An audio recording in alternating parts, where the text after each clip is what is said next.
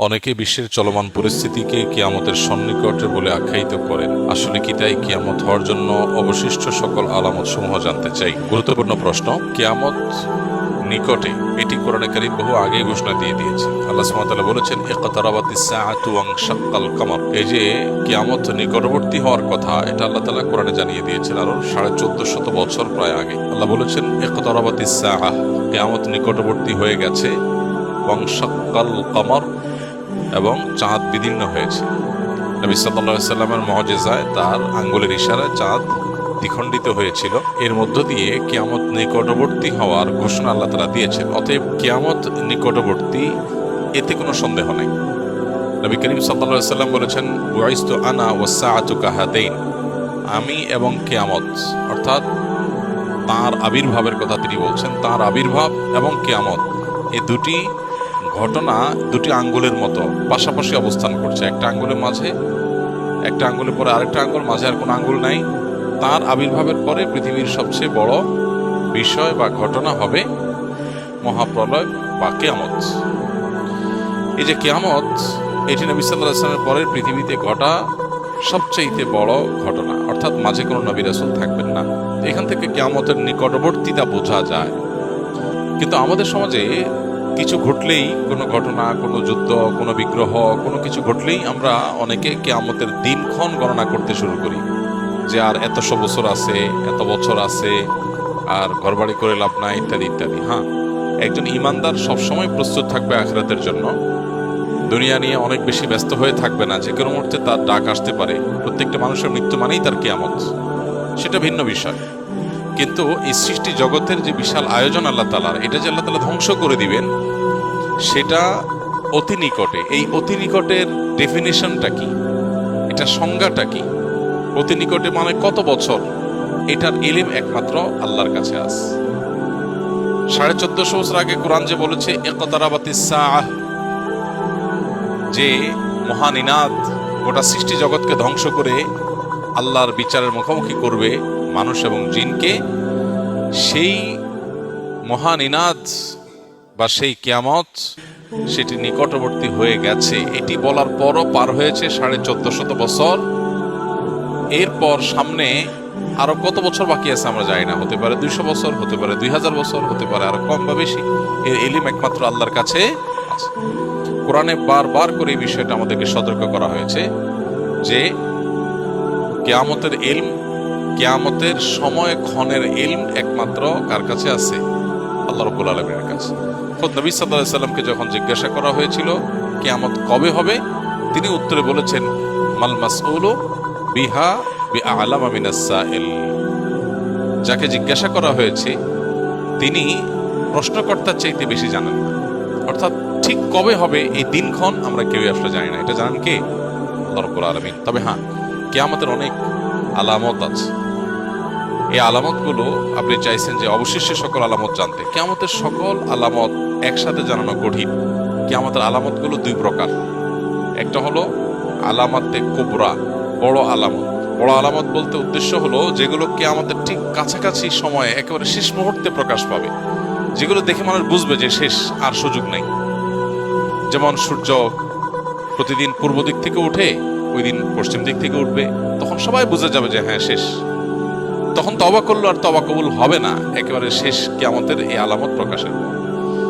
এছাড়া আরো কিয়ামতের 9টি আলামত আছে। হাদিসে মোট 10টি আলামতের কথা বলা হচ্ছে। এগুলো কিয়ামতের একেবারে নিকটবর্তী সময়। কয়েকটা বড় ভূমিধস হবে, হ্যাঁ, তারপরে ইয়াজুজ মাজুজের প্রকাশ, আত্মপ্রকাশ ঘটবে। দাব্বাতুল আরদ, একটা প্রাণী অলৌকিকভাবে প্রকাশিত হবে, ইত্যাদি ইত্যাদি কিয়ামতের আলামত আছে। আর ছোট আলামত যেগুলো, ছোট আলামত বলতে যেগুলো কিয়ামতের অনেক আগে থেকে প্রকাশিত হওয়া শুরু করেছে, যেমন নবী করিম সাল্লাল্লাহু আলাইহি সাল্লামের আবির্ভাব ইটসেলফ কিয়ামতের একটি আলামত। কিয়ামতের আলামত মানেই কিন্তু নেগেটিভ কিছু না। আমরা মনে করি কিয়ামতের আলামত মানেই খারাপ কিছু। এটা সবসময় জরুরি না। হ্যাঁ, বেশিরভাগ আলামতই হয়তো, বা একটা উল্লেখযোগ্য সংখ্যা আলামতই হয়তো নেগেটিভ বা খারাপ জিনিস, অপ্রত্যাশিত জিনিস। কিন্তু কিয়ামতের অনেক আলামত আছে যেগুলো আসলে খারাপ কিছু না। যেমন নবী সাল্লাল্লাহু আলাইহি সাল্লামের আগমন, তার আবির্ভাব, এটা কিয়ামতের একটি আলামত। তার মানে এটা একটা ইন্ডিকেটর যে সৃষ্টি জগৎ তার পরিণতির দিকে যাচ্ছে, তারপরে আর নবী কোন রাসূল, নবী হিসাবে রাসূল হিসাবে কেউ আবির্ভূত আসবে না, নতুন কোন নবী রাসূল আসবে না। সো এরপরে আসবে কি? কিয়ামত। এটা থেকে নিয়ে শুরু করে কিয়ামতের আলামত সমূহের সংখ্যা কি, এ সম্পর্কে সৌদি আরবের একজন স্কলার ডক্টর মোহাম্মদ আল আরিফি, তার একটা বই আছে নিহায়াতুল আলম, আর আছে আশরাতুস সাআহ নিহায়াতুল আলম। এই যে বই, এই বইয়ের মধ্যে তিনি অনেক ডিটেইল আলোচনা করেছেন। আমরা এগুলোকে সংক্ষিপ্ত একটা ছোট্ট ছোটি বইতে প্রায় 10 বছর আগে একত্র করেছিলাম, কিয়ামতের 141 আলামত এই নামে। এই 141 আলামতের মধ্যে আপনার 10টা হলো, বাকি 131টা হলো ছোট ছোট আলামত। এই যে দাসীর পেট থেকে তার মালিকের জন্ম হবে, এটা একটা আলামত। এটার মানে অনেক মুহাদ্দিসরা বলেছেন যে সন্তানরা মাদের সাথে দাসীর মতো আচরণ করবে, কাজের লোকের মতো আচরণ করবে, রেসপেক্ট করতে ভুলে যাবে, কিয়ামতের আলামত। এরকম ছোট ছোট লোকেরা তারা বড় বড় লোকে পরিণত হবে। রাখাল, সাধারণ রাখাল হঠাৎ কিছুদিনের মধ্যে দেখা যাবে সে আট্টালিকার মালিক হয়ে গেছে। এটা ভালো বা মন্দ না হতে পারে, হালাল পথে মালিক হলে এটা ভালো কিছু, খারাপ কিছু না, কিন্তু এটা কিয়ামতের আলামত যে রাতারাতি পরিবর্তন হবে। তাকারাবাজ জামান, কিয়ামতের আগে সময়ের বরকত চলে যাবে, সপ্তাহ দিনের মধ্যে চলে যাবে, মাস সপ্তাহের মধ্যে চলে যাবে, দিন কয়েক ঘন্টার মধ্যে চলে যাবে। এরকম বহু আলামত কিয়ামতের হাদিসে বর্ণিত হয়েছে, সেগুলোকে গণনা করে 131টার মতো সংকলন করা গেছে, এবং বড় আলামত আরো 10টি। তো সবগুলো জানার জন্য ওই বই পড়া যেতে পারে। আমাদের লিখিত বইটা ছাপা নাই, ইনশাআল্লাহ এটা আমরা নতুন করে ছাপবো আল্লাহ চাই তো। আল্লাহ আমাদেরকে কিয়ামতের জন্য প্রস্তুতি গ্রহণ করার তৌফিক দান করুন। এক সাহাবী জিজ্ঞাসা করেছেন নবী সাল্লাল্লাহু আলাইহি সাল্লামকে, হে আল্লাহর রাসূল, কিয়ামত কবে, কিয়ামত কবে হবে? নবীজিকে জিজ্ঞাসা করেছিলেন। নবীজি সাল্লাল্লাহু আলাইহি সাল্লাম সেই সাহাবীকে বলেছেন, মাযা আদাত্তা লাহা, কিয়ামত কবে হবে এই প্রশ্ন যে তুমি করেছো, কিয়ামতের জন্য তোমার প্রিপারেশনটা কি, প্রস্তুতিটা বলো আমাকে, কিয়ামতের প্রস্তুতিটা কি? তখন সাহাবী নবী সাল্লাল্লাহু আলাইহি সাল্লামকে বলেছেন, হে আল্লাহর রাসূল, আমার আসলে তেমন কোনো প্রস্তুতি নেই, তবে আমার একটা প্রিপারেশন আছে, সেটা হলো যে আমি আপনাকে ভালোবাসি।